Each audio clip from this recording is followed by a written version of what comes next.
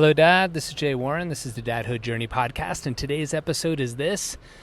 Look at your results. Let's do it.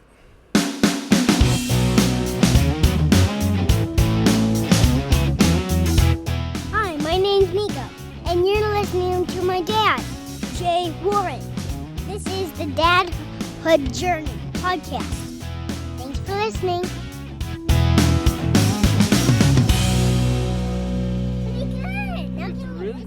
Yep.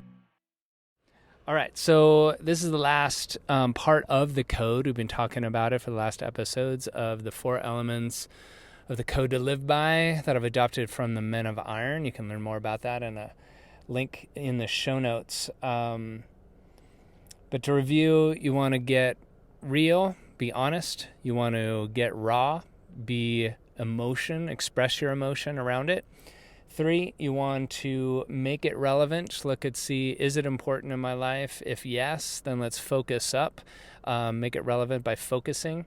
And the 4th component is look at your results. So you can even start with the results component of it to start, right? Because everything you're doing right now in your life is producing a result. It might not be a result you want, but it's a result of your actions or inactions or your thoughts or whatever it might be that's going on in your day-to-day life. It is creating your results now. So if you've gone through the process and you've gotten real, you know where you're at, you've expressed the emotion by getting raw, and then you focused up by making it relevant.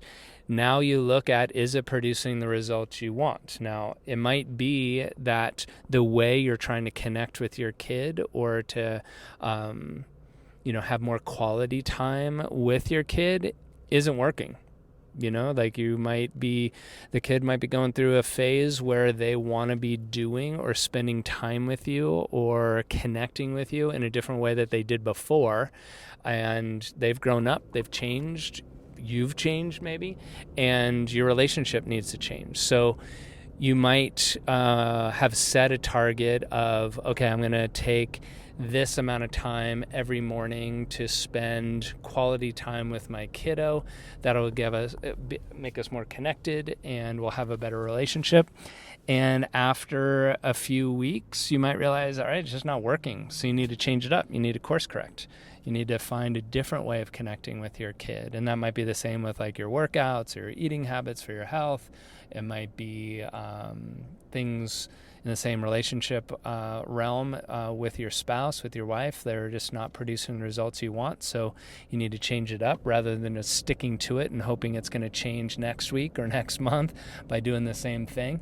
So the results are really what it's all about, isn't it? It's the results of generating more money, being happier in your job, having a happier family life, being more connected with your kid, with your spouse, connected with spirit, whatever it might be. All of those realms, like, you just need to look at what results you're producing, and that'll determine whether you want to keep doing what you're doing to keep getting those results or changing it up and getting new results. And that's something that, I've definitely been one that once I get clear of where I want to go, I plan something out and I execute. I'm really good at executing a plan, but what I've not been good at, honestly, in my life is determining whether or not that plan and executing that plan is working.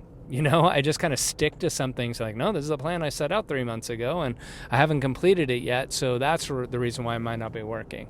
And that might be an element of why it hasn't produced the results. I just need more time.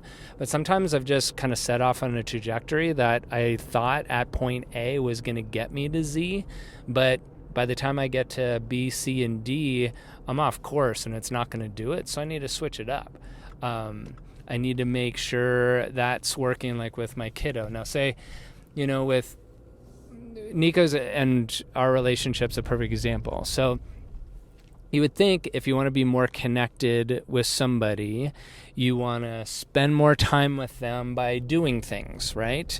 And that produced connection. So there was a time where I've been working really hard on putting out a project, and I might have been around with him, but I wasn't really present because I was thinking about, all right, what next steps I need to do, and jotting notes and looking at things on my phone, and I was just being lame dad. I wanted to be good dad. So I, said, okay, on these days, we're going to go do this. We're going to go to Get Air. It's this cool trampoline park where we can bounce around, and we're going to go do this thing at the beach, and I'm going to take him on a train ride and do all these things. And he liked doing those, but I've learned Nico's a quality time kid.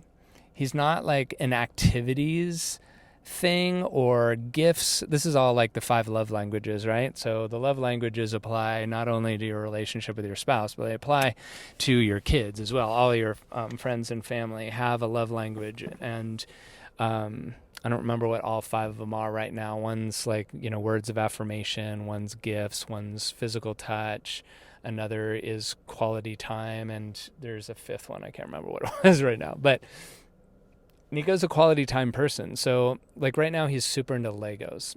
And when he wants to do them, he'll say, Dad, will you come put together Legos with me?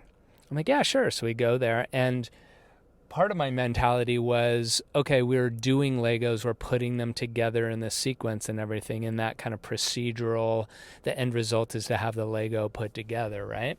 And really, Nico doesn't care about that. Like, he just wants me to sit in the room with him while he's putting it together, and we'll chit-chat about things, or I'll say, oh, you're doing a good job, and this and that. But he wants to do it himself, right? So if he's putting it together himself and doesn't want me getting him the pieces or putting it together for him, then I think, part of me thinks, okay, well, all right, you're doing this. I'm going to go put a load of laundry in. I'm going to go check this. I'm going to do that. I'll be back in a second. And if I'm gone for longer than a second, he comes back like, Dad, let's do Legos. And so he wants to be around me. So I had to course correct that of, okay, I don't really need to do things with him, although I'm a doer. I like doing things. But it's not about, going to the beach, snapping the photo so I can put it on social media to have evidence I'm a good dad. It's more of, just going to the beach and doing cool things, and it might be boogie boarding, and it might be digging a castle, and it might be walking along the beach, it might be climbing on the rocks. Like, it's just doing things together in that quality time sense. So looking at doing things of scheduling more stuff when I wanted to connect with my son more, it wasn't making us feel all that more connected, or I wasn't feeling that connected, and I was sensing Nico didn't feel that way either.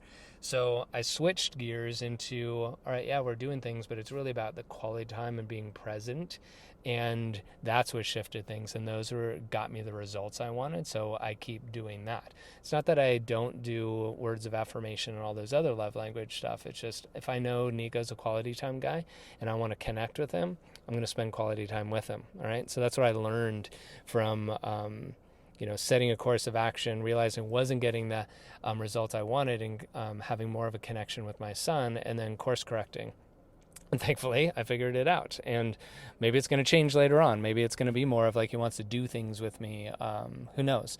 But it's constantly keeping an eye on what results are being produced. And if they are the ones I want, keep doing what I'm doing. And if not, course correct. So how does this work for you, Dad? Is this something that you're good at doing in course correcting? Are you not good at getting on a course anyway?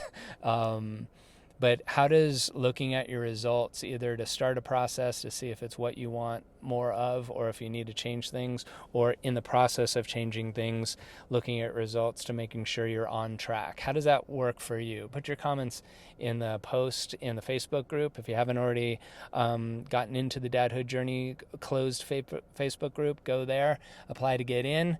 Join the discussion, put your comments here about what's worked and what hasn't worked, ask questions if you're needing support, and support those dads if it's something that you think you have something of value to share, all right? So that's the living by a code. It's being real with where you're at, getting raw about how you feel about it, making it relevant so you can focus up and produce a real change, and then look at the results that you're producing and determine if you're on track or if you're off track, and course correct if you need to. That's the code that I've adopted by doing the work through the Men of Iron. You can check out that group at my website, drjwarren.com/Men of Iron, if you want to learn more about that. But I'll be teaching a lot of those principles here because they just frickin' work. And I want them to work for you too, to be a better dad, a better partner, and a better man, so we can have happier families and just happier lives, because that's what it's all about. Until next time, Dad, take good care of yourself, take good care of your family, and we'll connect next time. I hope you enjoyed that episode. You can hang out with other dads in our Facebook group. Just go to Facebook, search for the Dadhood Journey, and apply to get in. See you there, and see you on the next episode. Thanks for listening. Bye. Perfect. There you go, Dan.